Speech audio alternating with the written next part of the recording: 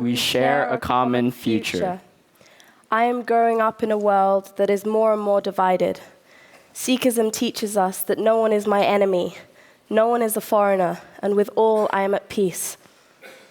I'm growing up in a world that encourages hatred more than ever. Buddhism teaches us hatred does not cease by hatred, but only by love. So let's transform conflict and care for our common future.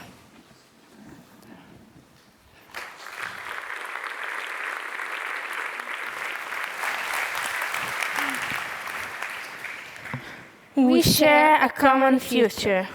I'm growing up in a world that is far from overcoming injustice and oppression.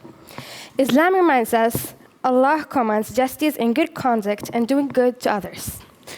I'm growing up in a world in which the voices of those in need are suppressed and silenced. Judaism calls on us to speak up for themselves who cannot speak for the rights of all who are destitute.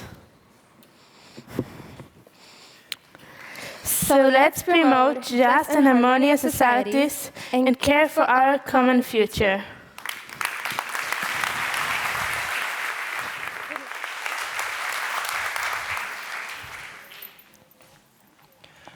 We share a common future. I'm growing up in a world in which people continue to starve. Christianity reminds us, for I was hungry and you gave me food, I was thirsty and you gave me drink. Estoy creciendo en un mundo donde el estilo de vida es insostenible, dañando al medio ambiente. Nuestra creencia indígena nos enseña Nan enjade tachihomara tachifafade. La tierra es nuestra madre.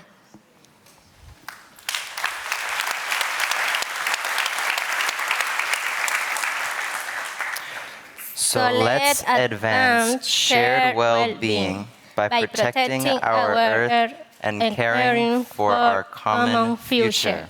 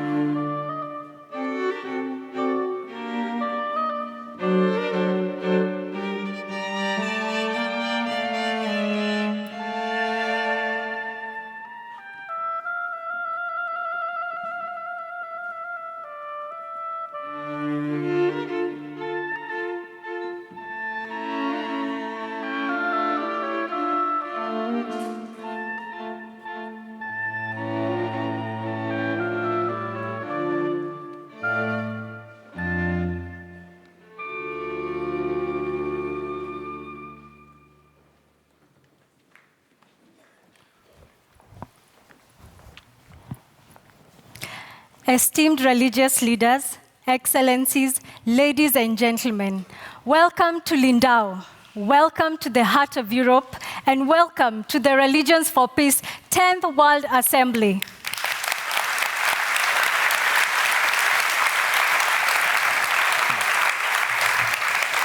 We are honored that the religious leaders of Germany have now joined us on stage, and that Cardinal Marx and Bishop Bedford Strom will address the Assembly on behalf of the religious communities of Germany with welcoming words.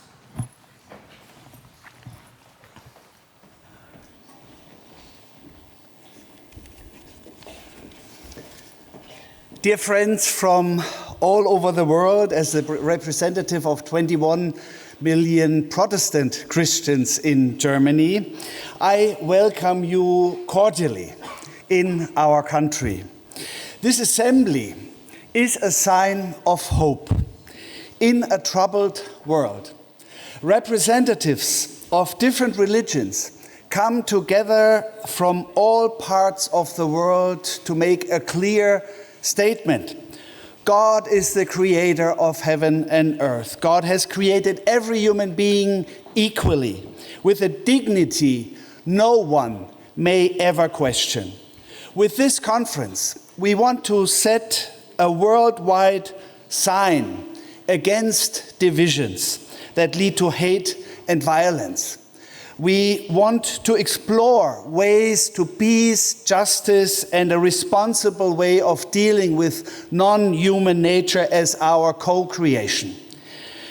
As churches in Germany, we have tried to make a contribution to this effort. In the year 2017, the 500th anniversary of the Reformation. The Reformation started in this country and led to the separation of the Roman Catholic and the Protestant churches, and to terrible wars within Europe, with tens of millions of victims. As Protestants, we had decided to celebrate this 500th anniversary not by strengthening our own identity through putting down the others, but by rediscovering Jesus Christ as the center of our faith. We understood that we could do that only together with our Catholic and Orthodox brothers and sisters. And we were overjoyed that they gladly accepted our invitation, so that for the first time in history, we celebrated the Reformation anniversary together in ecumenical unity. And it is a great joy for me that the ecumenical patriarch, His All Holiness, Patriarch Bartholomeus I, who also has paid us a visit in this very special year, is here today. I will never forget the beautiful worship services I could celebrate with my brother and friend, Cardinal Reinhard Marx. The spiritual unity which I felt then will always accompany me and continues to inspire me. This experience is a vivid example, an example from within one religion, the Christian religion, for how much we gain all together when we begin to overcome our divisions. As religions, despite all present experiences of religiously based division, we are called to be a sign of peace for the world, or as Jesus has said, salt of the earth and light of the world. As religious communities, we are each connected in unique worldwide networks. I've just returned yesterday from a visit of our partner churches in Kenya and in Rwanda, and I've also met with a delegation from Congo. We were together in a spirit of brother and sisterhood, which moved me very much. And when our group visited a parish in a remote village close to the border between Rwanda and Tanzania, after a few minutes of worship and singing, we started dancing. Dancing together in their church, in that little remote village. Children of God, from completely different backgrounds, dancing together. Sometimes eschatological hopes become true already today. Let us, as global religious communities, be strong forces towards a global reorientation of civilization and towards the political changes which are equally necessary.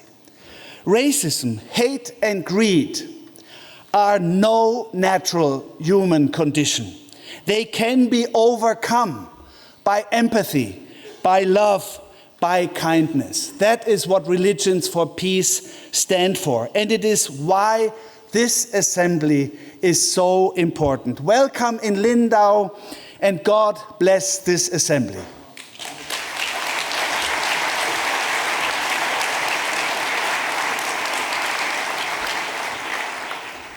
Ladies and gentlemen, brothers and sisters, I try to speak also in English so you have not to switch your headphone on. I can underline every word my friend and brother has said because we are together. And the experience of the year of 2017 was a great experience for us all, also for the community of the others, not only the Christians. They have seen that the Christians, with their differences, can stay together, can make a testimony for being together. And the fundament for all is that we are human beings. We have differences, we have different religions, we have different political options, but we are human beings. And we have one creator who has made us. And that is very, very important for the future of the world. So I want to underline every word my brother said, but to add perhaps two aspects which are important also for our actual situation. That is the globalization. We have seen that the world is coming together. 50 years ago, the landing, it's the real word in English, the right word, landing on the moon, the first visit on the moon. And we have seen the Earth, this wonderful planet, for the first time perhaps in this brilliant beauty. And we have seen our responsibility that this Earth is a great gift from God for us. And so globalization is one of the great challenges. We come together. But the other challenge is to manage it, to bring globalization towards more peace, more dialogue, more food for all, for the poor, to overcome inequality, to make processes which leads to one family of human beings. That is one of the challenges. And we have seen that the tendencies today are going back to nationalism, to differences, to making your own interests against others. That is not the future. And the other aspect is also the challenge for the religions. Also, we have the challenge, and I'm very grateful for this meeting here in Lindau, because we say together as religions, we want to be instrument of peace, of dialogue, of the one fundament of human beings on this wonderful planet. And we can be it, but we have seen, and my brother said it, in the history and in the present, that religion can also be instrumentalized for political reasons, for cultural reasons, for differences, for being against others. And that is one of the great challenges also in the communities, in the lands, in the countries where one religion is very dominant, that is in Europe or in other parts of the world, to be open that religion must be always instrument of peace, of coming together, because we have one creator. We have our differences, that is clear, but the differences are not instruments of war, of differences against the other. So we have the great challenge to give the sign. Religion is not the problem. Religion and all the religions can be instrument and solution for more peace, for more dialogue, for more respect in this world. And I hope and I'm sure that this meeting can be a sign. Thank you that you are here.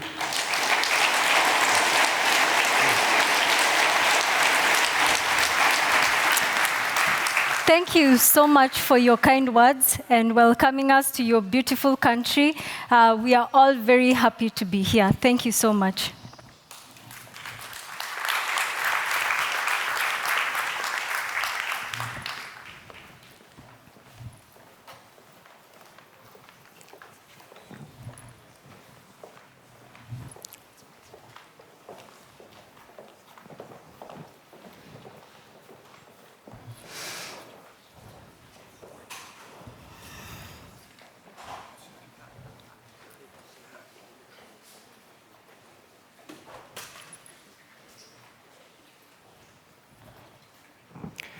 We would now like to welcome Reverend Kosho Niwano and His Eminence Cardinal John Anayakan, two of the Religions for Peace co-moderators, to offer their welcoming remarks.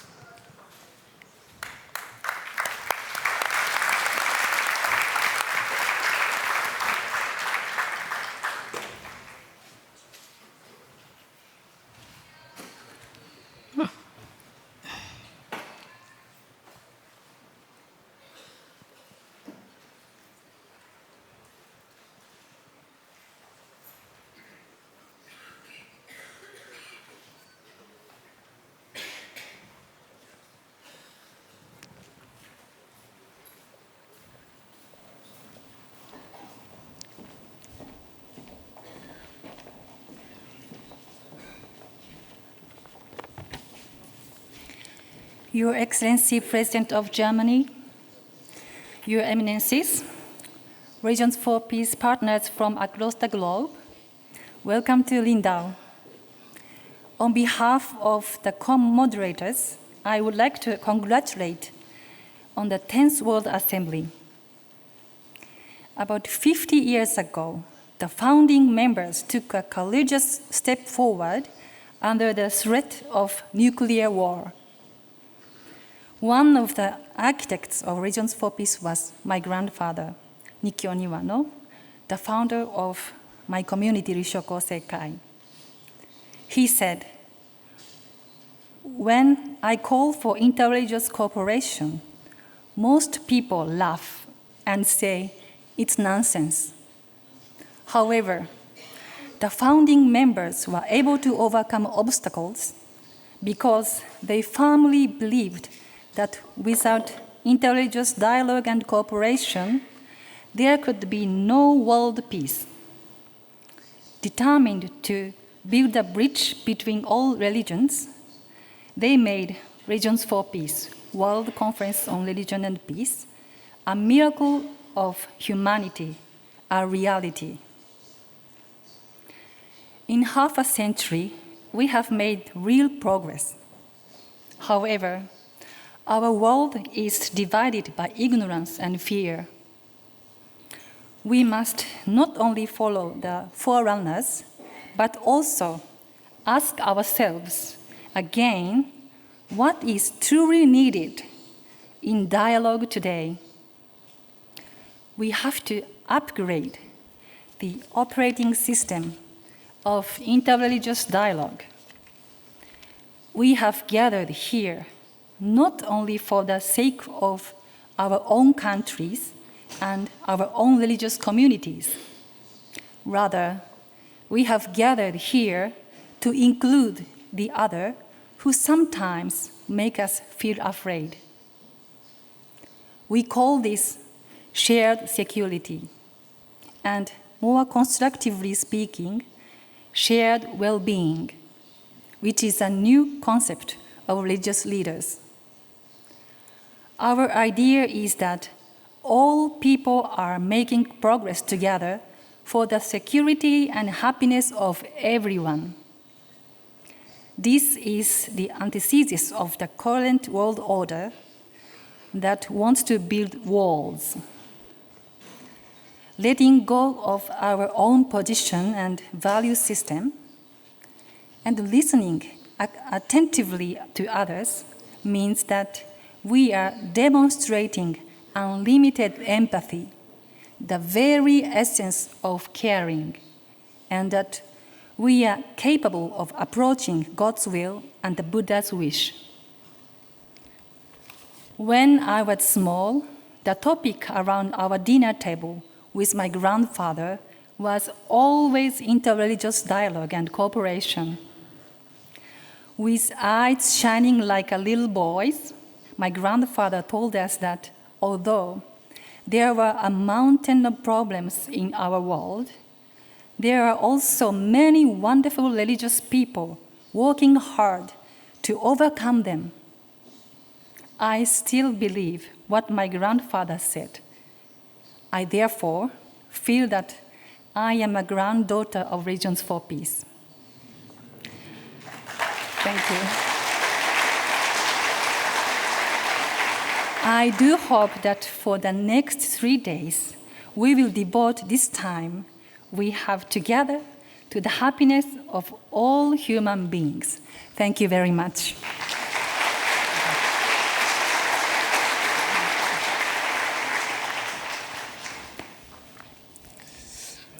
Your Excellency, Mr. President of the Federal Republic of Germany, all very important people here gathered, we say in Nigeria, all protocols duly observed. I have not compared notes with my co-moderator, so I will simply sing my own song. The theme of this assembly has been very carefully chosen and formulated after an extensive consultation among the Religions for Peace family. and deep reflection by the Assembly Preparatory Committee. And this theme is, as you all know, caring for our common future, advancing shared well-being. For the purposes of the working of this assembly, this general theme has been broken into 5 specific tasks that will be addressed in 5 relevant commissions in the course of the assembly. In this, my brief welcome address, in my position as a co-moderator of Religions for Peace, at this formal opening, I would only like to draw our attention to this general theme. Events and developments around us in the last decade or so have shown that our human community is at a critical crossroads. Our future can no longer be taken for granted. Our theme makes the serious point that this future will depend on how we address the shared well-being of all and of everyone. We have good reasons to welcome the fact that humanity has made great progress in science and technology, putting tremendous knowledge and power in human hands, more than ever before in remembered human history. I say remembered because we don't know if there were times long before now that had surpassed our present level of technology.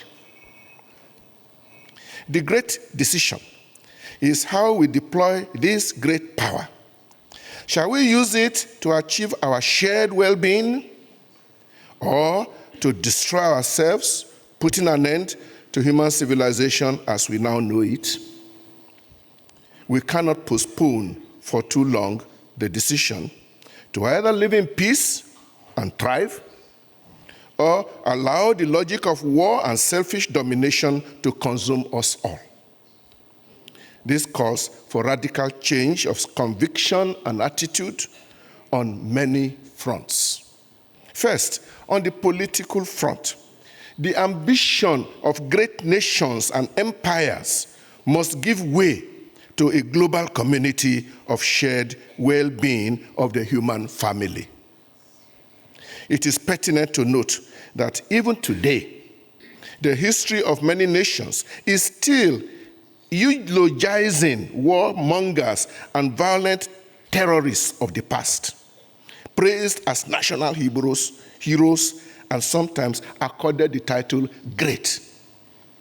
Can we imagine what this is saying to the younger generation, dreaming of a peaceful future? But this is not just a matter of past history. Even today, are we not still measuring the greatness of nations by military prowess, which often translates into economic domination and exploitation of others? In this necessary change of heart, all other stakeholders must be involved: civil society, the business community, the industrial world, professions, and the academia. Everyone must play its respective role. In this assembly, we are focusing on the role of the religious communities. In this assembly, we have a convocation of a large number of participants, of men, women, and youth, of almost all faith communities in the world. They validly represent the over 85% of the human race that today claim to be religious. It is significant that among those gathered here are also authoritative leaders of many important faith communities on the planet Earth. But perhaps even more significant is the fact that we all share a strong conviction that religion must always be for peace, never be allowed to be used to justify conflict, violence, and killing.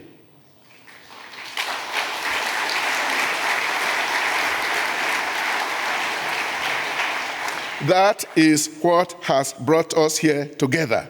Religions for peace.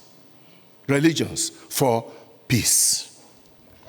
We in the Religions for Peace family believe firmly that religion has great potentials to build peace, resolve, and transform conflicts. We pursue this armed with our strongly held and commonly shared spiritual values of faith in the God of peace, sincere commitment to justice and solidarity among men and women, and care and concern for the weak, the voiceless, and the helpless wherever they may be. But we are also all fully aware that we can effectively achieve this noble objective only if we respect two conditions. First, we are faithful to our ideals as mentioned above. And secondly, that we seek peace and harmony within the diversities of expressions of faith in the same God, and thus become a model of a reconciled humanity. This stresses the importance of both interfaith and intrafaith mutual understanding and good relations.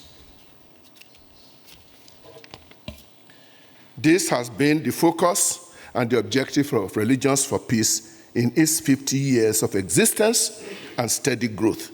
It is also the major focus of this 10th Assembly.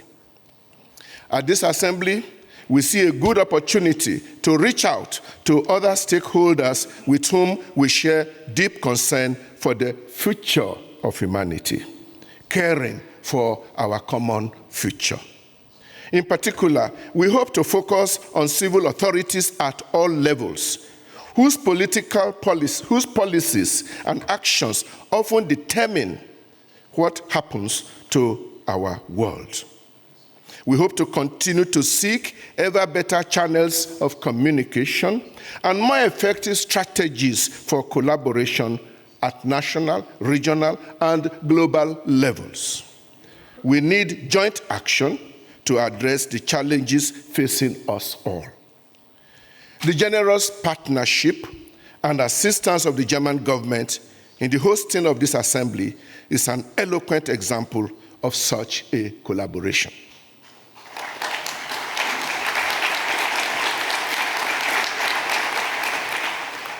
I wanted to add, for this, we are indeed very grateful, but you have already clapped. In conclusion, in a world so riddled with bad news, just open your television and you'll see what I'm saying. In a world so riddled with bad news, this gathering of religions for peace is a good news that the media must not fail to highlight. We need to sustain the hope that peace is not only desirable and necessary for the survival of our human family, but that it is also possible and achievable with sincere goodwill among men and women, and above all, with the grace and the assistance of God, the Almighty Father, and the Lord of peace. You are most welcome to Lindau.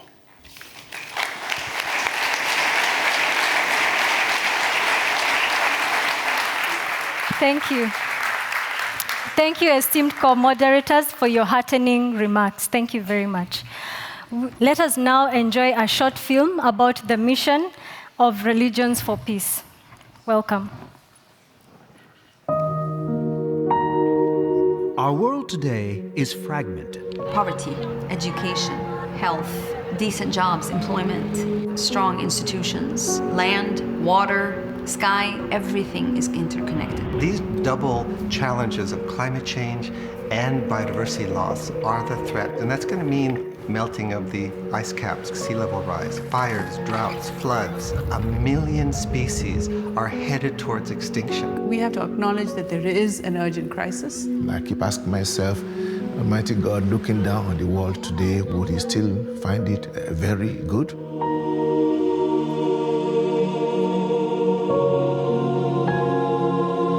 Today, more than ever, we must find ways to come together, embracing our differences and holding our chosen representatives responsible.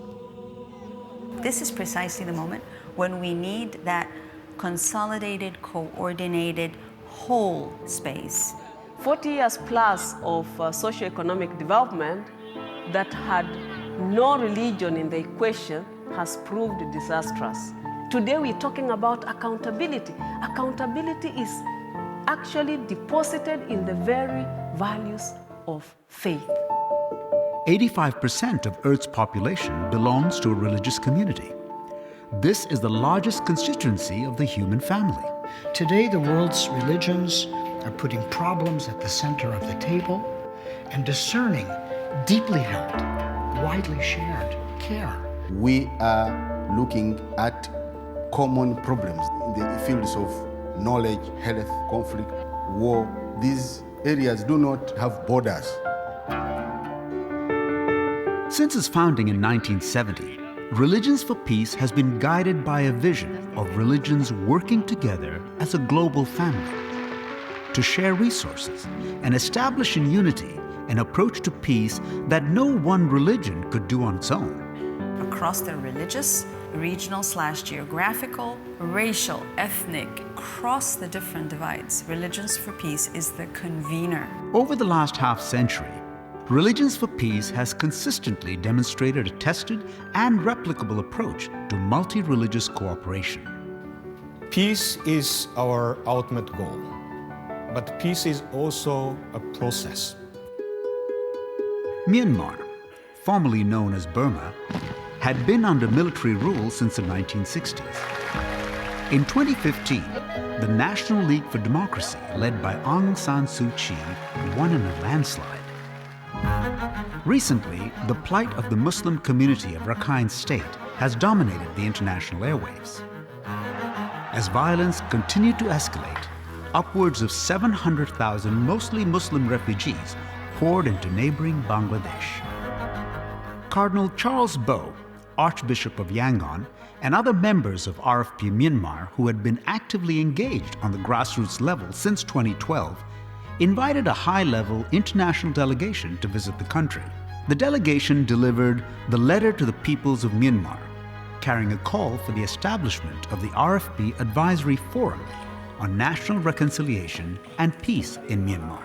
Of course, there are painful disagreements, but we have to keep expanding that circle of dialogue among different communities. After 2 decades of civil war, Liberia faced a daunting challenge. Poverty, displacement, and death led to a proliferation of orphanages. Teenage pregnancy and lack of education and gainful employment conspired to further break the spirit of those trying to rebuild their lives. I was dead on the street. I lived on the street. I was sad because of the way my life went. Sometimes I hardly ate anything for 2 or 3 days. I met a boy and we began a relationship, but he impregnated me and then ran away. I don't like to tell my story to anybody because every time I do, I feel sad and it makes me cry. A local women of faith organization, Shaitha, with expertise from Religions for Peace and UNICEF, took it upon themselves to help young girls, pregnant before their time, to return to school, to get small loans, to build businesses, and to slowly regain their dignity. So we organized ourselves. We thought we can put our resources together to empower each other. So go through our daily activity. What we will do is that every woman in the group will take in 1 girl each and be responsible to help her. We will take care of their babies while they go to school. Children, family is what religion is about. How they live in harmony and how the whole family upbringing comes up. Now, there are 60 women caring for 120 girls. That is each woman caring for 2 girls. They are all in school now. The beauty of the Shaitha Women of Faith is that they created it. They own it. It's a true example of a grassroots initiative. We respect and honor the work of local religious communities. Tropical rainforests are a unique and iconic element of our planet. They house 1/2 of the Earth's species, provide indispensable services to humanity, and bestow spiritual and emotional gifts, beauty and wonder. Every element in nature, all this has life. The majority of the people on this planet have forgotten about necessity of paying respect. The land is precious, water is precious, air is precious, everything is precious and sacred. Tragically, our forests are disappearing at an alarming rate. In the last decade, we've lost more forests than the entire area of France, Germany, and the UK. And since half of all species live in these forests, when you lose these forests, you lose life. أرى أن هذه المسألة من القضايا التي يمكن للديانات أن تتعاون فيها وأن تشارك فيها وأن تضغط على أصحاب القرار ليتوقفوا عن إفساد الأرض. The Interfaith Rainforest Initiative, an international multi-religious alliance, aims to bring moral urgency and faith-based leadership to global efforts to end tropical deforestation. We are committed to protecting rainforests through the protection of those indigenous leaders who are protecting rainforests. I think it's the need of the hour that we reimagine the earth, reimagine our ecosystem together. When people lock arms and collaborate on serious issues, their ability to see the other is changed. In the end, the power to effect change lies within each one of us. With our deep, abiding faith, respecting, embracing, and even celebrating our many differences, yet coming together as one to make our world whole again.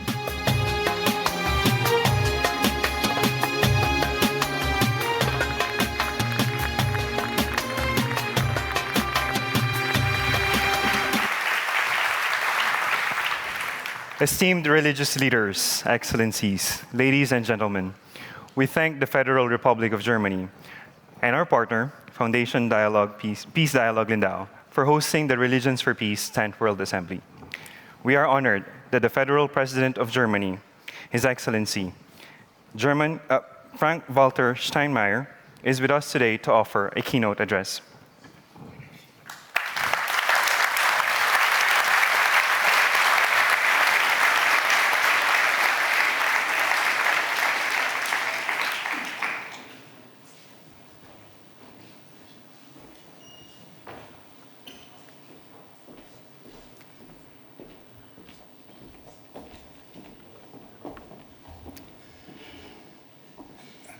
Eminenzen, Exzellenzen, Eure Allheiligkeit, verehrte Vertreter von Religionen aus aller Welt, verehrte Delegierte und Gäste von Religions for Peace, Herr Oberbürgermeister, meine sehr verehrten Damen und Herren. Das berühmteste utopische Lied der Popmusik des 20. Jahrhunderts, das Lied, das immer wieder angestimmt wird, wenn Menschen sich eine gute, eine bessere Zukunft erträumen, das ist sicherlich Imagine von John Lennon. Dieses Lied wurde nicht nur kürzlich als Song of the Century gewählt, es wurde auch, der ein oder andere erinnert sich, von der kolumbianischen Sängerin Shakira im Jahre 2015 vor der Jubiläumsvollversammlung zum 70. Jahrestag der Vereinten Nationen gesungen und das mit über 100 anwesenden Staats- und Regierungschefs. Dieses Lied, seit es 1971 erschien, hat Millionen von Menschen bewegt. Sicherlich wegen der wunderbaren Melodie, aber natürlich auch wegen seines visionären Textes. Imagine all the people living life in peace. You may say I'm a dreamer, but I'm not the only one. I hope someday you'll join us and the world will be as one. Ja.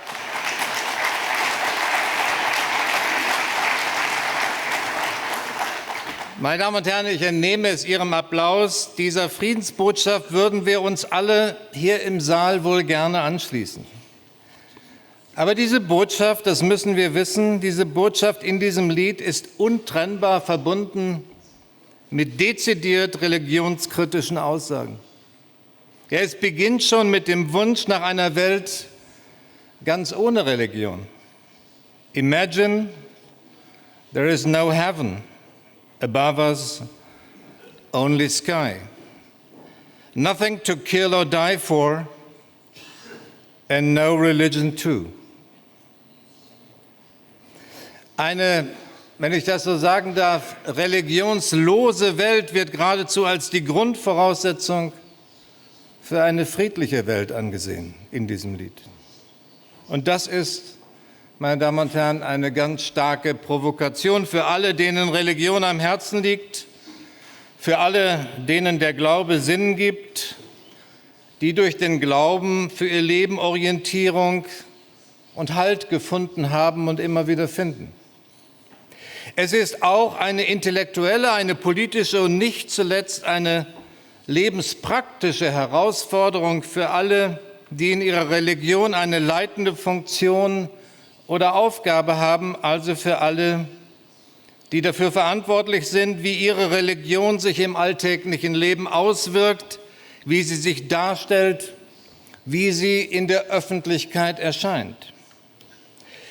Es darf uns, und ich darf mich da als Christ, als bekennender Christ ganz bewusst einschließen, es darf uns, denen uns Religion und Glaube wichtig sind, nicht gleichgültig sein, wenn immer wieder Menschen zum Ausdruck bringen, dass Religion geradezu ein friedensverhinderndes oder manche sagen ein kriegsförderndes Phänomen sei. Das darf uns nicht beruhigen. Wir müssen zugeben, allzu oft in der Geschichte war es leider so und allzu oft ist es auch in der Gegenwart noch so. Auch an einem solchen idyllischen Ort wie hier in Lindau hat einst fürchterlicher Krieg geherrscht. Jener 30-jährige Krieg, der im Namen der Religion geführt wurde und Hunger, Elend, Tod und Verwüstung schon damals über große Teile Europas gebracht hat. Ein Krieg, der immer auch um das Glaubensbekenntnis geführt wurde und in dem dann alle Menschlichkeit buchstäblich zum Teufel ging. Erst als die religiösen Debatten sistiert wurden, konnte im Westfälischen Frieden durch Diplomatie dem Krieg ein Ende bereitet werden. Der religiöse Glaube kann eine große, ja wunderbare Macht sein, die den Einzelnen für sein ganzes Leben prägen kann, die ihm im Leben und Sterben Kraft und Sinn geben kann. Aber, und es wurde in der Begrüßung schon erwähnt, aber Glaube und Religion können auch missbraucht werden als Motivation für im Grunde außerreligiöse Intentionen und politische Ziele. Und das war nicht nur im europäischen Mittelalter so. Wir erleben bis heute an vielen Stellen der Welt, wie religiöse Gefühle und Überzeugungen und der menschliche Wunsch nach verlässlicher Orientierung in Gewalt gegen Andersgläubige oder gegen sogenannte Ungläubige umschlagen kann. Ob in Myanmar, Nigeria, Mali, ob im Nahen Osten, Indonesien, Pakistan, wir erleben immer wieder, wie Religion sich gerade durch den Einfluss zynischer und gewissensloser Anführer als furchtbare, als buchstäblich gnadenlose Macht erweisen kann. Religiöser Fundamentalismus und zahllose religiöse aufgeladene Konflikte dieser Tage geben uns leider reichlich Beispiel dafür. Religions for Peace tritt in Anspruch und Praxis den Beweis dafür an, dass es auch anders sein kann, ja, dass es anders sein muss. Religions for Peace macht ernst mit der Überzeugung, dass Religionen kein Anlass mehr sein dürfen für Unfrieden und Krieg, sondern dass sie im Gegenteil Werkzeuge des Friedens sein können oder Religions for Peace würde sagen, sogar sein müssen. Sie müssen es sein, sonst nämlich versagen sie vor ihrem eigenen Anspruch und verlieren ihre Glaubwürdigkeit. Der Einsatz der Religionen für den Frieden ist natürlich zuallererst für die Sache des Friedens selber wichtig. Er ist aber auch für die Religionen als solche entscheidend. Ihre Anerkennung als glaubwürdige Botschafter einer Wirklichkeit, die den Menschen unbedingt angeht, steht nämlich auf dem Spiel. Zu den tiefsten Versprechungen aller Religionen gehört nämlich der Frieden. Der Seelenfrieden, den der Einzelne für sich und mit sich selber sucht, und der Friede mit dem Nächsten und dem Fernsten, der allen ein gelingendes oder glückliches Leben ermöglicht. Ich persönlich glaube, meine Damen und Herren, Religionen können als wirkmächtige und belastbare Förderer des Friedens einen unverzichtbaren und auch unersetzbaren Dienst an den Menschen leisten. Religions for Peace hat dazu beigetragen, gerade das wieder zu entdecken. Und zwar nicht nur in wohlformulierten Absichtserklärungen, die nichts kosten, sondern auch im praktischen Alltag. Gerade, wir haben es im Film gesehen, auch auf regionaler, sogar auf lokaler Ebene. Die Überzeugung von der notwendigen und potenziell segensreichen Friedensmission der Religionen, die leitete auch Nathan Söderblom und seine Mitstreiter, die nach dem fürchterlichen Ersten Weltkrieg den sogenannten christliche Nationen gegeneinander führten, eine Einheit der christlichen Kirchen vor allem im Dienst des Friedens damals anstrebten. Ein Motto der Bewegung, formuliert von Hermann Kappler, dem Präsidenten des Deutschen Evangelischen Kirchenausschusses, wurde schon damals oft von Nathan Söderblom zitiert. Lehre trennt, Dienst eint. Dieses Motto scheint mir auch weit über den christlichen Zusammenhang hinaus für die Zusammenarbeit aller Religionen von Bedeutung zu sein, wenn sie sich, wie bei Religions for Peace, Friedenserhaltung und Friedensstiftung zur Aufgabe gemacht hat. Nun, ich weiß und, meine Damen und Herren, wir alle wissen, für jede Religion bedeutet es zunächst einmal eine Zumutung, sich in eine Reihe mit anderen Religionen zu stellen und anderen Religionen gleiche Bedeutung und gleichen Wert zuzusprechen wie der eigenen. Jede Religion hat ja für sich den Anspruch, wahr zu sein. Es gehört sozusagen zum Begriff der Religion selbst, die Wahrheit über Himmel und Erde, über Gott und die Menschen zu kennen. Und wenn sie ernst und glaubwürdig bleiben will, kann eine Religion auch darauf nicht verzichten. Aber dieser Wahrheitsanspruch kann und darf, und das ist die Essenz, eben nur friedlich vertreten werden. Inzwischen haben wir doch hoffentlich alle gelernt, dass sich jede Religion, die ihre Überzeugung mit Unterdrückung, Gewalt oder Terror behaupten will, dass die sich schon selber diskreditiert hat. Bei Religions for Peace weiß jeder um den eigenen Wahrheitsanspruch und um den des anderen, aber er spielt in der praktischen Zusammenarbeit zunächst keine Rolle. Lehre trennt, Dienst eint. Die Zusammenarbeit der Religionen, zu der Religions for Peace ermutigt und befähigt, geht davon aus, dass durch Frieden zuallererst der Raum geschaffen werden muss, in dem man sich begegnet. Dass Frieden also das erste Werk ist, zu dem Religionen gemeinsam beitragen müssen. Dabei meint der Frieden mehr als nur die Abwesenheit von Krieg. Frieden meint die Möglichkeit, an den Gütern der Welt einen gerechten Anteil zu haben. Frieden meint, seine Religion und seinen Glauben ungehindert leben und ausdrücken zu können. Frieden meint, gleiches Recht zu haben, unabhängig von Geschlecht, Herkunft und sozialer Stellung.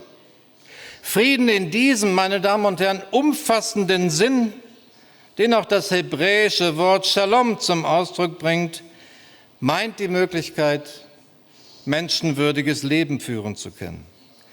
Ohne Frieden bleiben auch die nachhaltigen Entwicklungsziele der Vereinten Nationen auf ewig unerreichbar.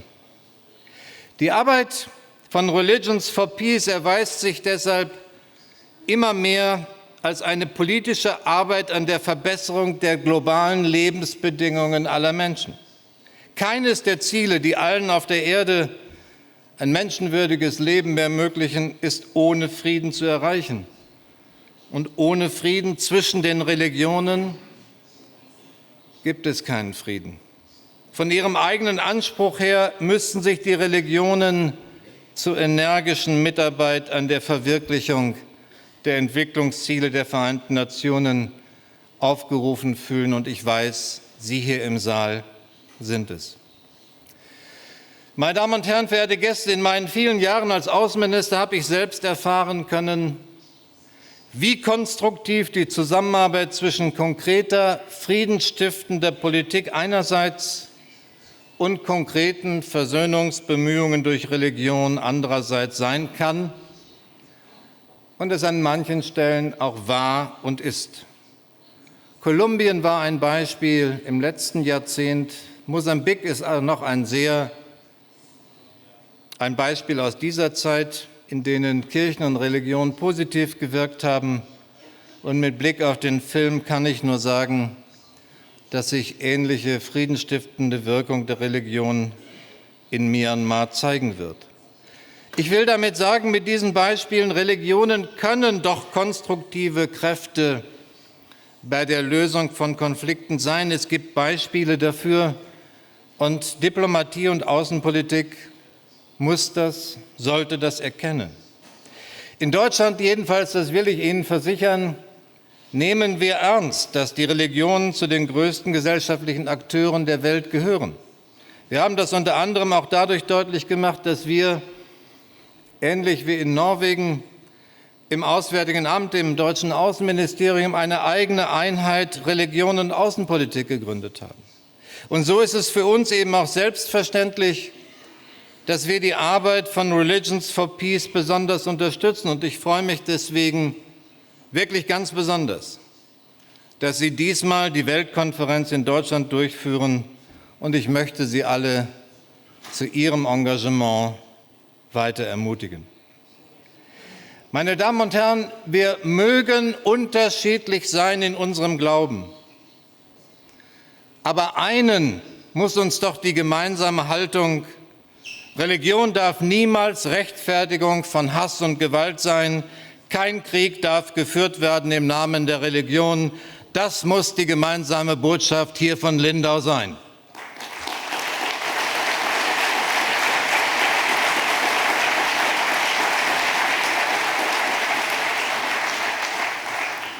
Meine Damen und Herren, zum Schluss: Als Papst Johannes Paul II. Zum ersten Mal Vertreter aller Religionen zu einem Weltgebetstreffen eingeladen hatte, fand dieses Treffen in Assisi in Umbrien statt.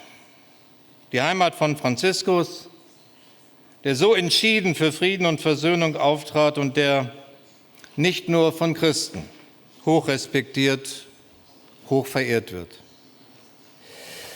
Mit einem Gebet oder Lied, das jedenfalls Franz von Assisi zugeschrieben wird, obwohl wir nicht genau wissen, ob es wirklich von ihm ist, will ich gerne schließen.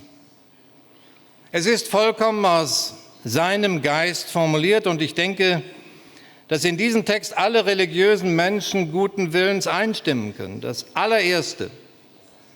allererste und umfassendste Bitte finden wir darin die Bitte um den Frieden, für den jeder Einzelne ein Werkzeug sein kann. Gott, mache mich zu einem Werkzeug deines Friedens, dass ich liebe, wo man hasst, dass ich verzeihe, wo man beleidigt, dass ich verbinde, wo Streit ist. Meine Damen und Herren, im Sinne dieses Liedes wünsche ich allen Teilnehmerinnen und Teilnehmern dieser Versammlung hier in Lindau aber auch allen Aktiven und Unterstützern von Religions for Peace weltweit ein gutes Gelingen und hier in Lindau lebendige Diskussionen mit vielen neuen und praktischen Ideen, die wir alle dringend brauchen. Herzlichen Dank und Shalom.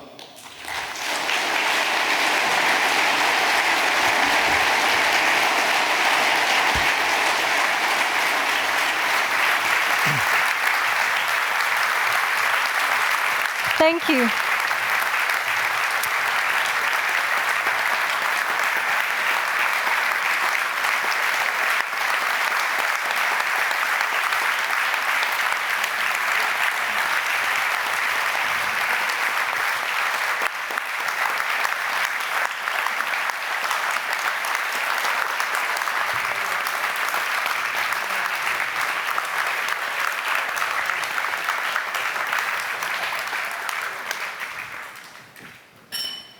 Thank you, Your Excellency, for sharing these inspiring remarks with us. Thank you.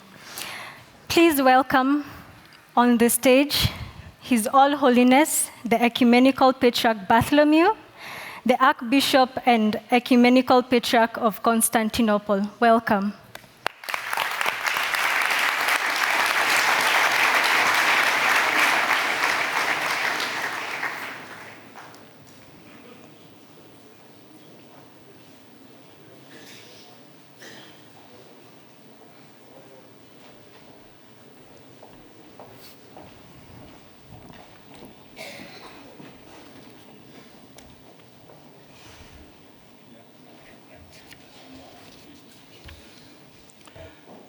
Your Excellency, Dr. Frank Walter Steinmeier, President of the Federal Republic of Germany, distinguished participants, ladies and gentlemen, dear brothers and sisters.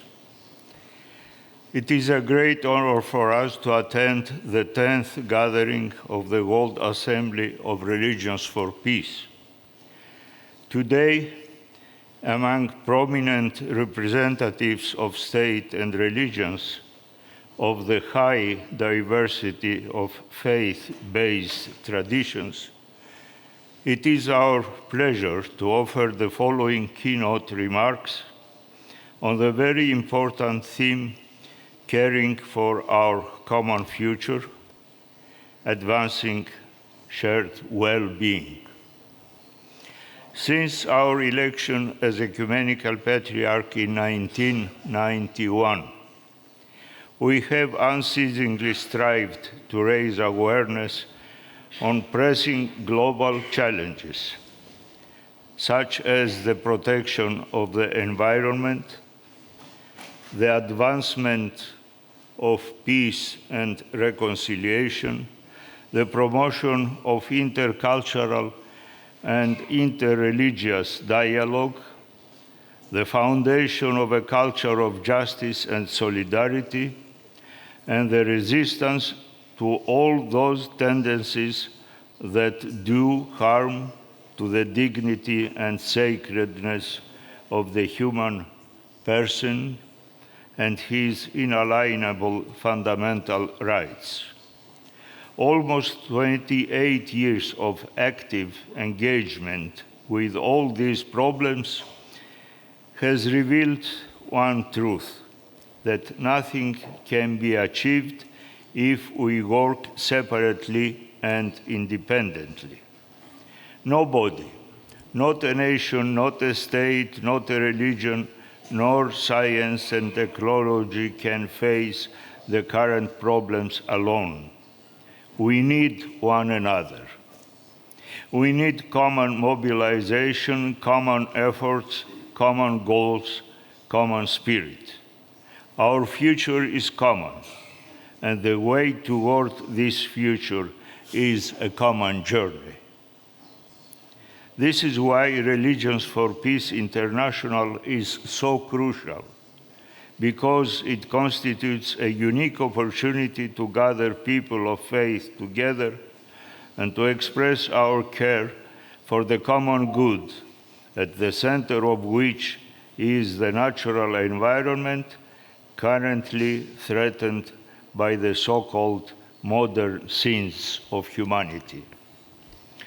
Today, though, it is not as strange as it may once have been in the past to witness a religious institution or leader, one normally concerned with sacred values, to be involved in secular issues. After all, what does caring for peace as shared well-being have to do with our various religious missions? We continue to think, quite honestly, that one of the biggest accomplishments of Religions for Peace International since its creation in 1970 has been the encouragement of faith-based institutions to establish fruitful cooperation and sincere dialogue with various people of diverse backgrounds, from the political scene to civil society, from intellectuals to practitioners, from theologians to technocrats, etc. The problem is that it takes effort to change our behavior, to acknowledge that we humans are the source of the problem, and to understand ourselves as radically relational and interdependent, not only in a sociological sense, but also in a more holistic way. We are relational beings. Truth is communion. Life is sharing. Existence is coexistence. Logos is dialogue. Freedom is common freedom. In the Orthodox tradition, when during the divine liturgy the celebrant raises up the bread and wine in order to become the body and blood of Christ, he offers this powerful prayer. Your own of your own we offer to you on behalf of all and for all. The phrase on behalf of all and for all means that there could not be any sacrifice, any prayer, or any glorification of God if it did not include the whole cosmos. Unless we are willing to sacrifice a little, then we may live our lives without even noticing the harmonious cosmic concert, the symphony of beauty being performed before our very eyes and ears. In this immense orchestra, each minute detail plays a critical role. Every trivial aspect contributes in an essential way to the melody produced. Not a single member can be removed without the entire symphony being affected. No human being, tree or animal, can be replaced without the entire picture being distorted, if not destroyed. When will we begin to hear the music of this magnificent harmony, this concert of peace? The mystics of all traditions understood these plain truths. They realized that a person with a pure heart, inspired by godly virtues, can sense a connection with the rest of creation. This is where we can discern parallels in both Eastern and Western Christianity. One may recall Seraphim of Sarov feeding the bear in the forest of the north, or Francis of Assisi addressing the elements of the universe as his brothers and sisters. The same analogy may be found in the 12th century epic conference of the birds and the tenderness for all of nature in Rumi's poetry, 13th century. These connections are not merely emotional, they are profoundly spiritual, offering us a sense of continuity and community with all of God's creation, while providing an expression of identity and compassion with the whole world. Therefore, love for God, love for man, and care for peace and creation cannot be disconnected. While indeed there may be a hierarchy of priority, no sharp distinction exists between them. The truth is that we are all one family, human beings and the entire living world, and together all of us look to God the Creator. Ladies and gentlemen, the Holy and Great Council of the Orthodox Church, which convened in Crete in June 2016, stated in its encyclical that honest interfaith dialogue contributes to the development of mutual trust and to the promotion of peace and reconciliation. The Church strives to make the peace from on high more tangibly felt on earth. True peace is not achieved by force of arms, but only through love that does not seek its own. The oil of faith must be used to soothe and heal the wounds of others, not to rekindle new fires of hatred. End of quotation. Brothers and sisters, despite the criticism against religion as a source of division and fundamentalism, it is not religion, but actually the ideology of the death of God, proclaimed and celebrated by many in our times, which led to the most violent era ever seen in the history of mankind, the 20th century. This era has witnessed 2 world wars, several genocides, unforeseen atrocities, bloody armed conflicts, exchanges of populations, the Cold War, and nuclear threats. Mankind is at an impasse, helpless and guideless when God is dead. Yet in the Bible we are taught that the fear of the Lord is the beginning of wisdom. Archi Sophias Phobos Kyriou. However, as well as we all know, today fear can become an instrument of violence when radicalism and fundamentalism, these expressions of zeal not based on knowledge, overtake the real nature of religion, which is to connect humanity with God, to guide people to the depth of the truth, to inspire a fruitful relationship between peoples, and to lead to a change of mind and life, to mutual understanding and trust. This fear of God is different from the one exalted by extremism. It is a transformative moment that encompasses peace and freedom and cultivates virtue and cooperation. In Christian theology, we call this moment a conversion of heart and mind that leads to a peaceful communion with God, our neighbor, and all of creation. Despite the difficulty of the task set before us, we remain hopeful about humanity's progression toward a state of shared well-being.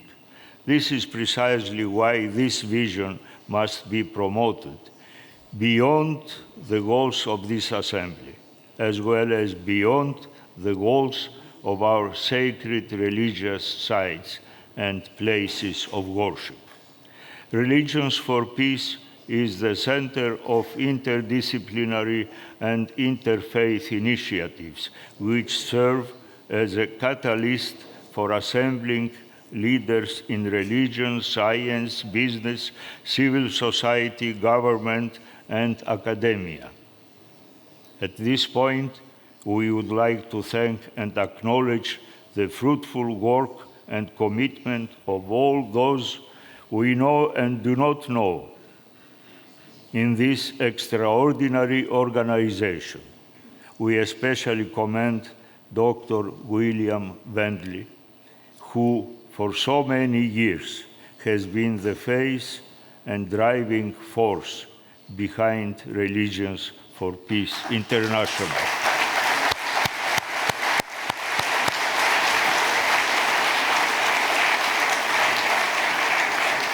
Dear friends, we live in an imperfect world, and together, through common action and creative initiatives, we must make it a better world, not only for the present generation, but also for those to come.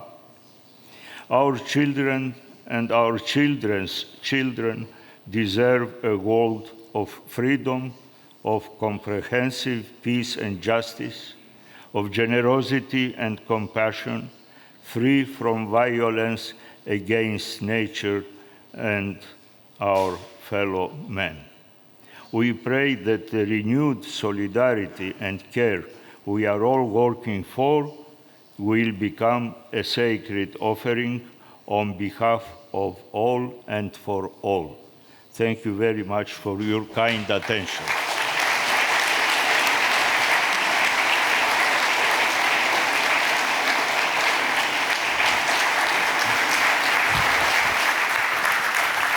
Thank you, Your All Holiness, for offering us your wisdom. Please welcome to the stage His Eminence, Sheikh Abdullah bin Baya, co-moderator of Religions for Peace and the president of the Forum for Promoting Peace in Muslim Societies, headquartered in the United Arab Emirates.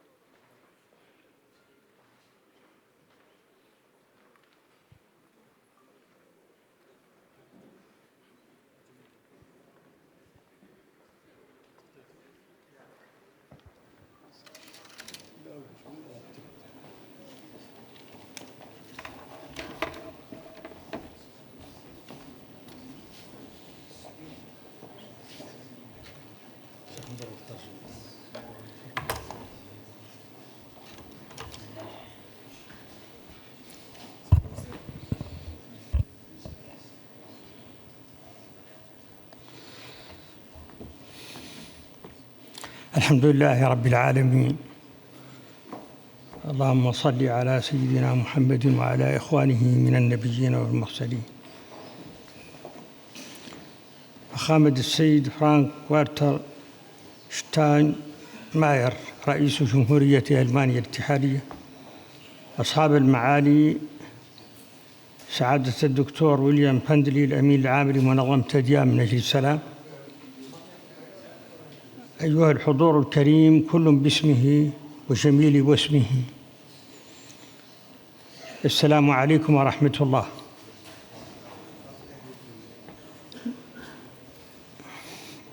نجتمع اليوم في هذا المحفل العظيم باستضافة كريمة من دولة ألمانيا وبدعوة من منظمة أديان من أجل السلام التي أسعد بأن أكون جزءا منها. نجتمع اليوم لنتحدث عن همومنا المشتركة وعن آمال السلام وآلام الواقع، لنتحدث عن المستقبل. إن الحديث عن المستقبل هو في الواقع حديث بشكل أو بآخر عن الحاضر، وما المستقبل إلا ثمرة للحاضر. ففي صيرورة الواقع المستمرة يتشكل المستقبل من الحاضر كما تشكل الحاضر من الماضي تشكل النتيجة من مقدمتها وتشكل الفرع من أصله. الحاضر محل صناعة المستقبل، ولكي يكون اهتمامنا بالمستقبل صادقا ينبغي أن يتجلى ذلك في اهتمامنا بالحاضر، وإلا كان مجرد تمن. فكل رجاء لمستقبل أفضل إذا لم يبنى على العمل في الحاضر ليس برجاء وإنما هو غرور. تلك حال من لم يزرع الأرض ولم يبذر البذور وهو ينتظر الحصاد. ومعرفة المستقبل واستشرافه ليست ضربا من الرجم بالغيب ولا نوعا من التكهن، وإنما هي استنطاق لمعطيات الحاضر وفق قانون السببية المضطرد في ظواهر الأشياء، قانون الحياة الذي لا انفصام له. ما نصنع في حاضرنا هو ما يشكل مستقبلنا. أيها السادة، إن مصائر الأمم متشابكة، فلا مستقبل لبعضنا إذا لم نهتم لمستقبل الجميع.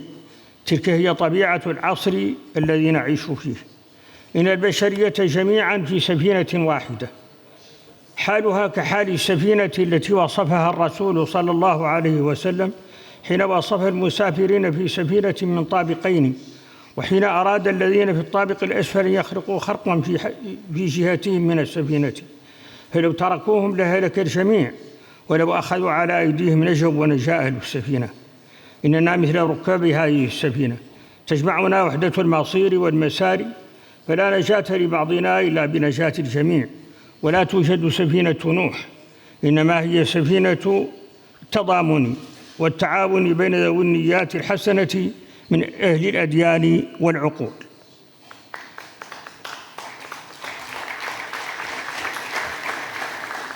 الاهتمام بالمستقبل صار واجبا ملحا لا يقبل التأجيل، فكل تأخر عن المبادرة إلى العمل في الوقت المناسب يرهن مستقبل الإنسانية ويجعل الأجيال الآتية أسيرة صيرورات لن يكون بوسعها السيطرة عليها، كالنمو السكاني والحروب الأهلية والهجرة وتدهور البيئة والتفاوت المجحف بين الأغنياء والفقراء.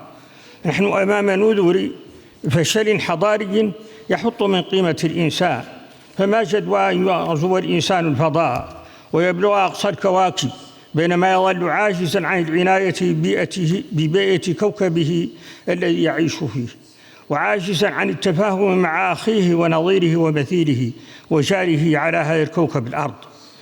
إن هذا الفشل إن استمر لا يبشر بمستقبل أفضل، ولقد تعالت أصوات كثيرة تدق نواقيس الخطر منبهة إلى قصور النموذج الحضاري المعاصر الذي انخرطت فيه الإنسانية جمعاء عن تلبية آمالها في الازدهار والاستقرار. لقد دخلنا في القرن الأخير سياق العولمة، فقد تتجابنا قوتان، فمن جهة الاندفاع الجامح نحو إلغاء الخصوصيات الدينية والعرقية وتنميط العالم بنمط واحد، ومن جهة أخرى التشبث المستميت بالهويات الضيقة وما يصحبها من خطابات الكراهية والعنصرية التي تركز على الاختلافات بدل البحث عن المشتركات. لأول مرة في التاريخ صارت لدى الإنسان القدرة التكنولوجية على تدمير ذاتها، وهو مع فشو الفكر المتطرف بكل أصنافه أصبح استعمال هذه القدرة أمرا واردا. وعلى مستوى آخر طال هذا التطور التكنولوجي الأعمى مسار الحياة البشرية جميعها من خلال تقنيات الجنوم البشري وما أفضت إليه من معضلات أخلاقية. كل ذلك أدى إلى شيوع حالة من القلق والترقب وعدم اليقين وفقدان الثقة صارت تحتم على الإنسانية السعي الحثيث إلى أن يتوازى التقدم العلمي مع التقدم الأخلاقي لتأطير وتحصين هذه الاختراقات بسياج من قيم الخير والمحبة والسلام. بالإضافة إلى سوء الفهم التاريخي الذي لم تستطع لغة الاتصالات ووسائل المواصلات أن تمحوه من الذاكرة. استجدت أعمال مأساوية وعبثية في نفس الوقت يقوم بها أشخاص دون أن تفويض من أي سلطة دينية أو زمنية، فتضاعف سوء الفهم وانضاف إلى السخيمة التاريخية المتراكمة ركام حوادث تعضد كل يوم ظنون كهان صدام الحضارات. وغدا الإرهاب بنجاعة أساليبه وقوة استقطابه يضع تحديا وجوديا أمام كل محب السلام، بل يمكن القول أن الديانات جميعها غدت اليوم في قفص الاتهام، حيث يعتبرها البعض المسؤولة عن العنف والحروب، بل صار البعض يرى عزل الدين عن المجال العام باعتباره عاملا يفرق ولا يجمع ويضر ولا ينفع. كل هذا المشهد المتغير المحلولك لا يمكن أن ينسينا الجانب المضيء، حيث لم تزل غالبية الإنسانية شرقا وغربا تؤمن بإمكانية العيش المشترك وتصدى لخطاب العنف والكراهية، وتضع المبادرات الميدانية والحملات التوعية وهبات التضامن الأخوية، ومنها مؤتمرنا هذا. خطاب الكراهية الذي فشى في جسد الإنسانية يدعونا إلى اليأس بعضنا من بعض، يدعونا إلى تنازع البقاء الذي يؤدي إلى الفناء، وإلى تجاهل المشتركات الكثيرة التي تجمعنا. وإن أقوى نواحيه أقوى ما نواجهه به أن نبقي جذوة الأمل حية في القلوب، وأن لا ندع مرض اليأس العضال يستولي على النفوس. المشترك الإنساني هو القيم الكونية التي لا تختلف فيها العقول ولا تأثر بتغير الزمان ولا محددات المكان ونوازع الإنسان، لأن لها منابت وأصولا تحفظها من عوادي الدهر والتعسفات البشري. تلك القيم تجب إعادتها في حياة الناس، وهي مبثوثة في كل رسالات ودعوات الأنبياء عليهم السلام. إنها قيم السلم الثابتة التي لا تتغير والتي يزكيها العقل وتقتضيها المصالح الإنسانية. إن شهودا كثيرة تبذل في نطاق كل الديانات من أجل السلام، ولا تزال الصلوات تقام والدعوات ترفع من أجل ذلك، لكن تيار التضامن والتعاون يجب أن يبرز وأن ينجز أعمالا ميدانية تبرهن للعالم أن الدين في أصله هو عامل خلاص ورحمته للعالمين، عامل خلاص حتى في هذه الدنيا. لقد آن لقادة الديانات أن يبرهنوا على فعالية أفضل وانخراط أكبر في هموم المجتمعات البشرية لإعادة الرشد وإبعاد شبح الحروب والفتن المهلكة. تلك هي رؤيتنا في دولة الإمارات العربية التي تقدم نموذجا للتعايش بين الديانات والأعراق، مؤطرا بمبادرات نزعت الشرعية عن المتطرفين. ضمن هذه المبادرات إعلام مراكش لحقوق الأقليات وقوافل السلام الأمريكية العائلة الإبراهيمية. وقد شهدت أبو ظبي مؤخرا وثيقة الأخوة الإنسانية التي وقعها الإمام الأكبر شيخ الأزهر والحبر الأعظم باب الكنيسة الكاثوليكية. كما شاركنا في منتدى تعزيز السلم وأيدنا وثيقة مكة المكرمة التاريخية التي أعلنتها رابطة العالم الإسلامي، ووقع عليها أكثر من 1200 عالم يمثلون مذاهب ومشارب إسلامية منوعة. كل ذلك يعبر عن ديناميكية وإيجابية تشهدها المنطقة، ترفض من خلالها الكراهية والعنف، وتقدم الرواية الصحيحة للدين، رواية المحبة والتسامح. تلك هي روايتنا ورؤيتنا المشتركة التي نتقاسمها معكم جميعا في هذا المحفل العظيم الذي يشرف عليه صديقي الدكتور وليام بندلي. إن اجتماعنا هذا يبعث الأمل ويشدد القناعة بأن اليوم الذي ننبذ فيه التصورات النمطية ومشاعر الكراهية لتجمعنا مشاعر الأخوة الإنسانية وحب الخير سيكون بحق يوما مشرقا في تاريخ الإنسانية. ومن هنا من ألمانيا نشارككم دعوة الأديان، دعوة الإنسانية جميعا، دعوة المحبة والوئام، دعوة الاهتمام بالمستقبل من أجل تكريم الإنسان في كل مكان. والسلام عليكم ورحمة الله.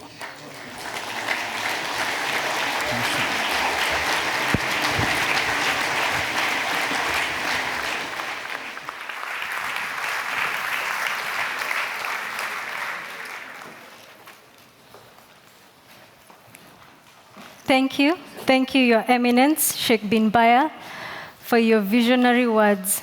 Thank you very much.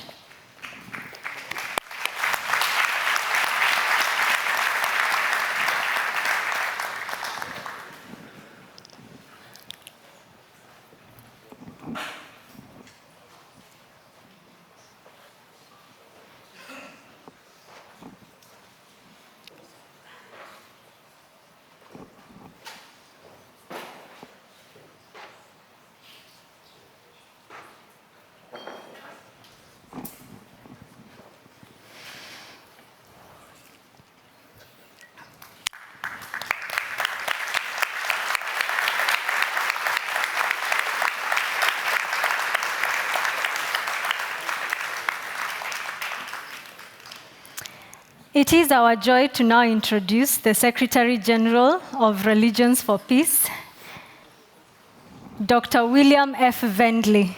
Welcome.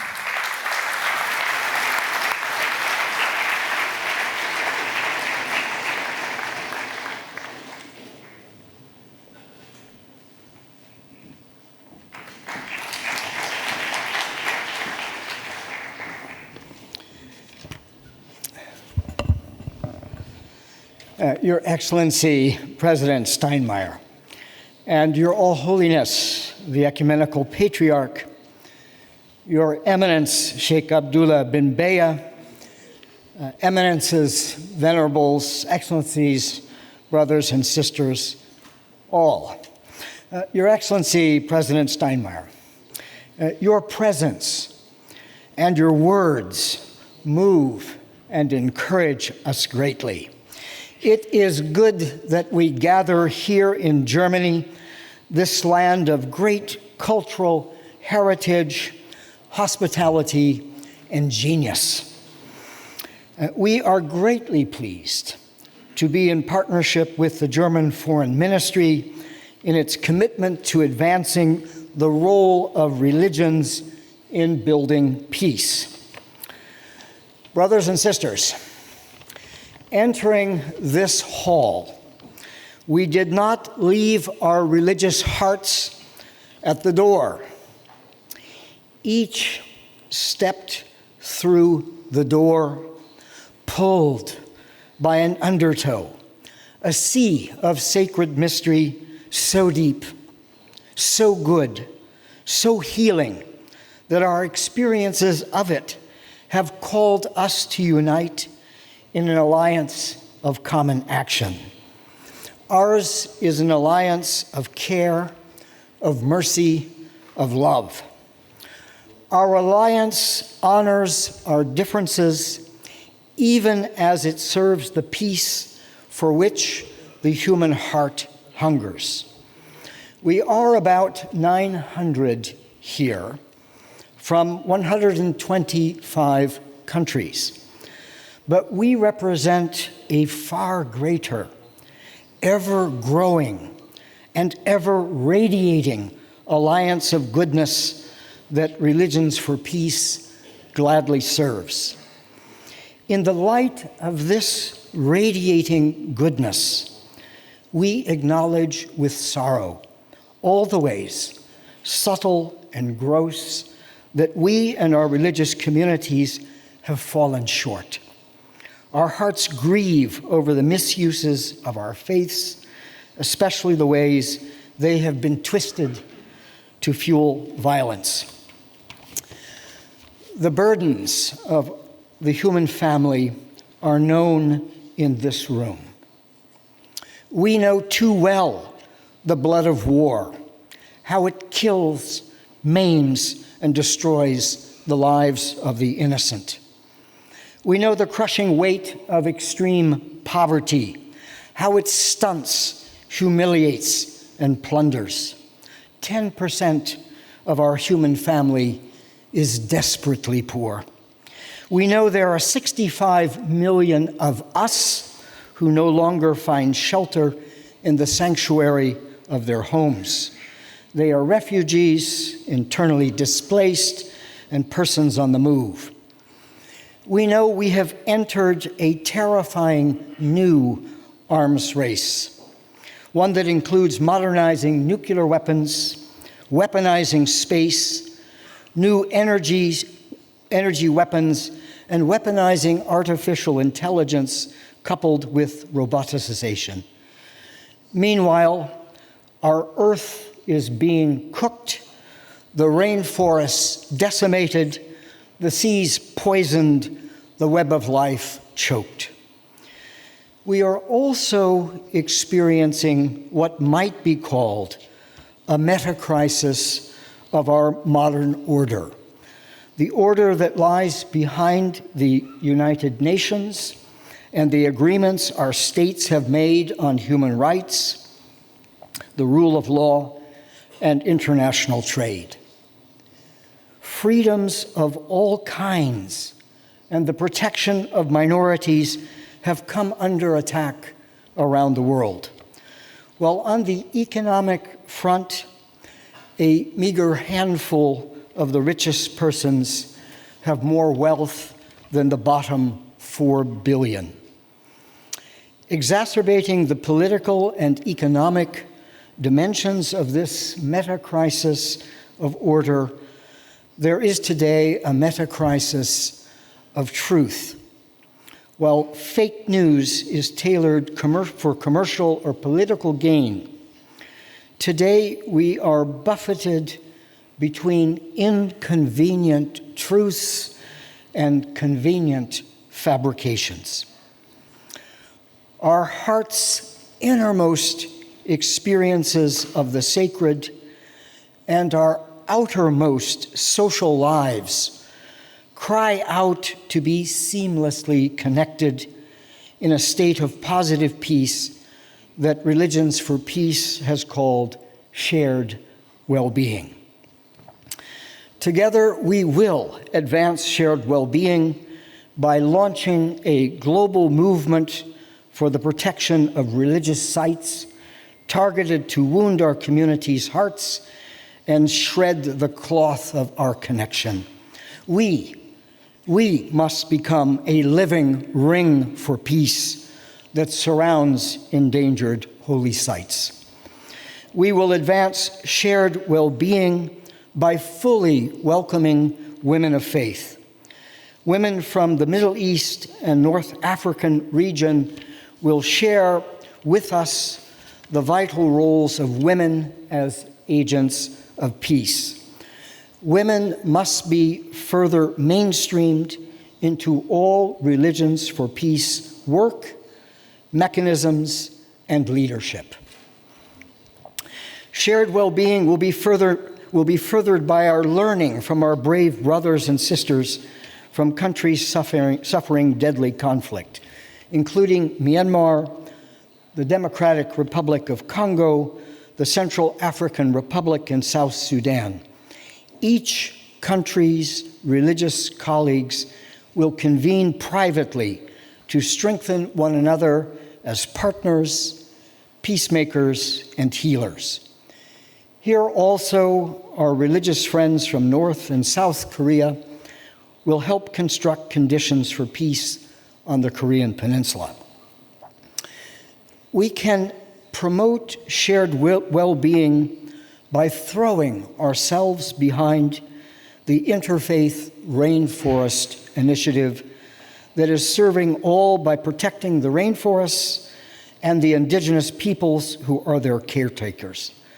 The entire web of life depends on the rainforests and their original caretakers. We will further shared well-being through our commissions on positive peace, preventing and transforming violent conflicts, promoting just and harmonious societies, promoting integral human development, and protecting the earth. These 5 commissions are the seedbeds of our future common action. Even as we tackle these urgent threats to peace, we will not have done our duty unless we also further discern together the elements of positive peace as shared well-being. At root, we are relational, radically related to the sacred and to all that is caused by or embraced by the sacred. As radically relational, our well-being is intrinsically shared. Helping the other, we are helped. Injuring the other, we lacerate ourselves. In short, our different traditions recognize that the sacred establishes us as both responsible for and dependent upon each other and the earth that sustains us. We must discern shared well-being in relation to the meta-crisis of the modern order. This can seem abstract, but doing so will undergird and focus our common action for peace. Shared well-being calls us to preserve all the ways the modern order supports our human dignity, and it also calls us to offer, in a constructive spirit, any complementary contributions from our religions.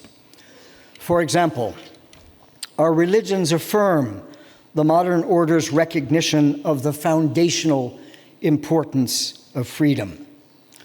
At the same time, our communities are called to show by example the sacred grounding of freedom that leads through the despair of nihilism, that rejects the narcissism of mindless consumerism, and that expresses itself as radical care for all. To the irreplaceable importance of human rights, our religions add their foundational concern for the cultivation of virtues, those habitual orientations to value that unfold and sculpt our human potentials, including our potentials for the most elevated states of mercy, compassion, and love. Becoming virtuous is hardly a solitary act. Rather, it is an act of solidarity, one that strengthens greatly needed tolerance. The cultivation of virtue tackles ignorance, individual egoism, and group egoism that mutilate authentic community. Shared well-being calls also for a robust notion of the common good that can serve all of us in our efforts to virtuously unfold our rights-protected human dignity. The paramount common good for each in this room is the sacred, even as we understand it differently. The common good also includes the earth with its air, water, soil, and web of life. These latter serve and call all of us to a shared and grateful responsibility. The common good is further composed of all the civic virtues, including justice, and all the value-based institutions that would help each to virtuously unfold her or his rights-protected human dignity. Each person is to draw from the common good. Each is to help build it up. In turn, our societies are good to the degree that they honor and support each member's virtuous efforts to unfold his or her rights-protected human dignity. Pioneering economic empirical research is underway by the Institute for Economics and Peace on the drivers of positive peace.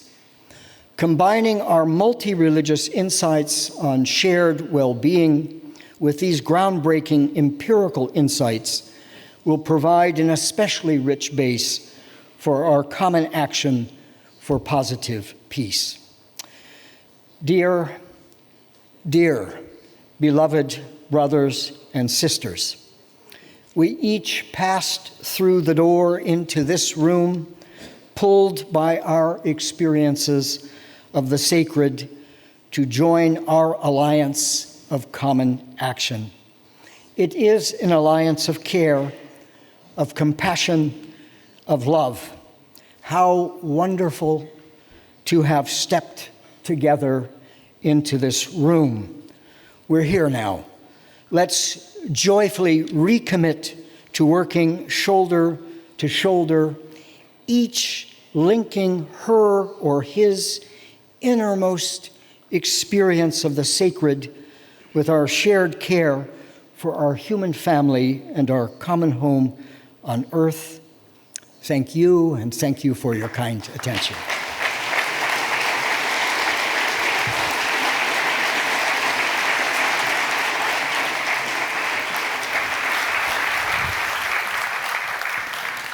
Please join in thanking Dr. Bentley.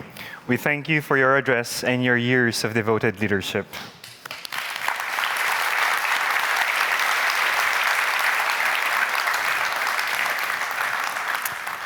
We would now like to call forward our Religions for Peace co-moderator, Dr. Vinu Aram, to guide the Assembly through the pledge of commitment to multi-religious cooperation. Welcome, Doctor.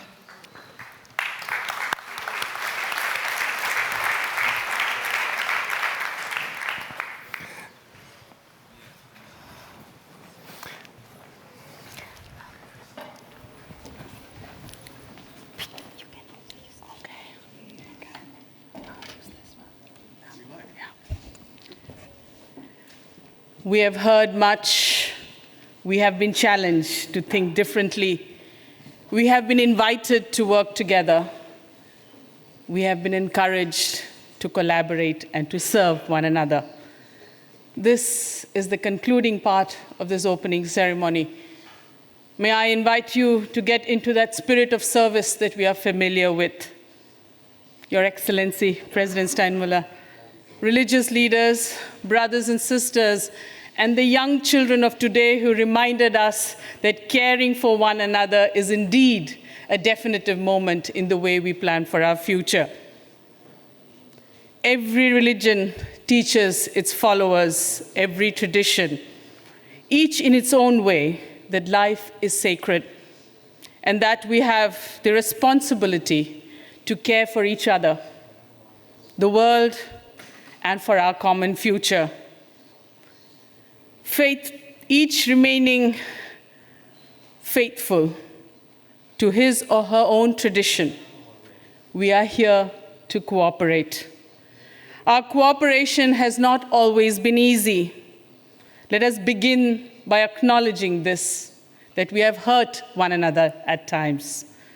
Yet, may we find the strength to say sorry, to apologize, but the strength to say that we can reimagine our future, to commit ourselves to reconciliation, but more importantly, to come together to build peace in this world.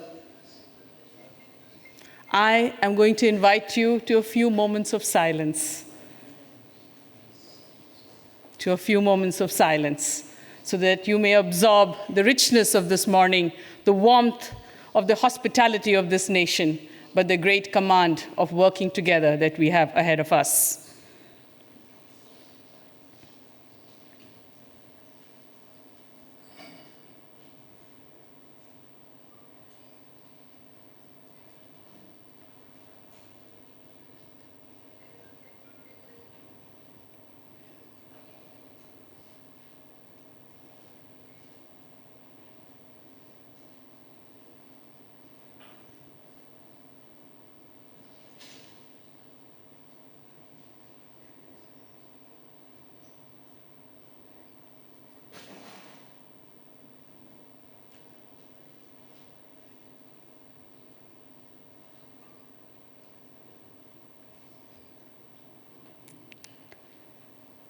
Shanti, Shanti, Shanti. With that call of peace, may I invite each of you to express to yourself and to the people you serve your commitment to multi-religious cooperation, guided by your own tradition, your own experience, and the principles we hold deep. There is a statement. It will come to you. I will ask you to read here today and the days that follow and when you go back home. But may you give me the permission to read it aloud for you now. Guided by the principles of my own tradition and respectful of religious differences, I commit myself to principled multi-religious cooperation for peace. I will work as a partner. I will work as a partner, a sincere believer, and as men and women of goodwill for matters concerning us, so that we may shape a future that is common, shared, and where well-being will be our shared experience. We are from 125 countries, 1,000 of us, young and old, across generations, men and women. May I ask you to stand up together? May I invite you to stand up together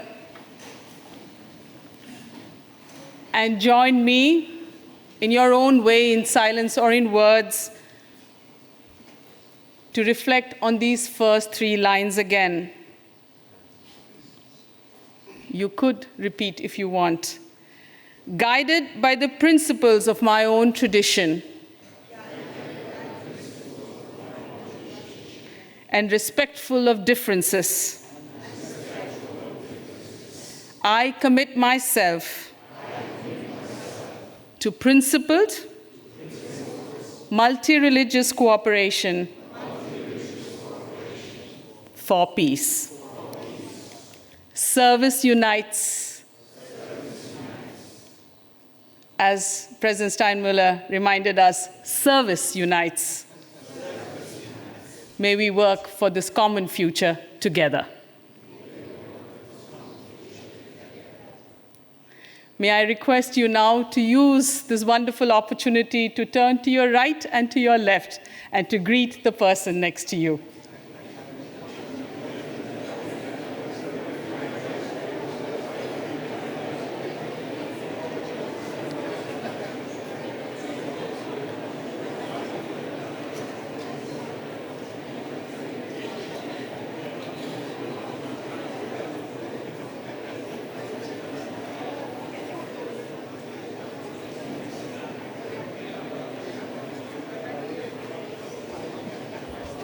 Brothers and sisters, may we thank this wonderful country and this beautiful city for giving us a chance to celebrate this idea of working together.